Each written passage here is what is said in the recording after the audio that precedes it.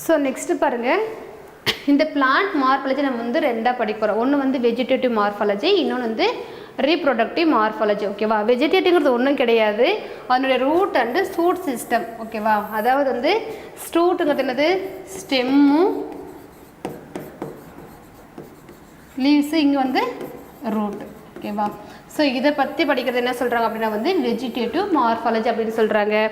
Reproductive morphology என்ன சொல்கிறாங்க அப்படின்னா வந்து ஃப்ளவர்ஸ், அதாவது இன்ஃப்ளோரசன்ஸு, ஃப்ரூட்ஸ் அண்டு சீட்ஸ். ஓகேவா?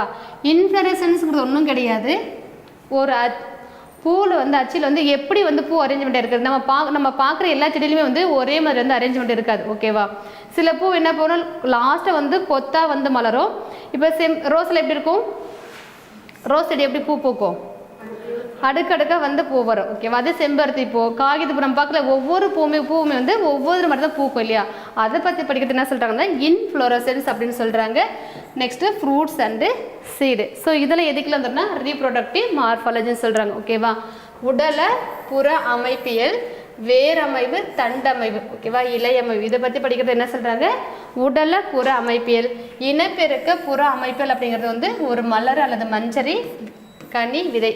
இதை பற்றி படிக்கிறது வந்து இனப்பெருக்க புற அமைப்பியல் அப்படின்னு சொல்கிறாங்க. ஓகேவா? கனிலே நிறைய வகை இருக்குது. சீடு வந்து டைகாட்டு, மோனோகாட்டு இருக்கு இல்லையா? சரி, ஓகே. நம்ம வந்து இது மார்ஃபாலஜிங்கிறது வந்து ஒரு ஆர்கனைசனுடைய எக்ஸ்டர்னல் ஃபீச்சர்ஸ் படிக்கிறதுன்னு சொல்லிட்டோம்.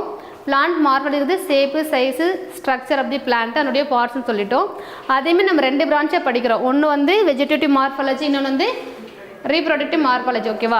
இதெல்லாம் தெரிஞ்சுக்கிறதுக்கு முன்னாடியே ஒரு தாவரத்தினுடைய 3 முக்கியமான விஷயம் நம்ம தெரிஞ்சுக்கணும். ஒன்று அதனுடைய ஹேபிட்டு, எந்த மாதிரி அது வளருது, அதனுடைய ஹேபிட்டட், அது எந்த இடத்துல வளருது, அதனுடைய லைஃப் ஸ்பென், அதனுடைய வாழ்காலம். ஓகேவா? இது 3மே நமக்கு வந்து தெரியணும்.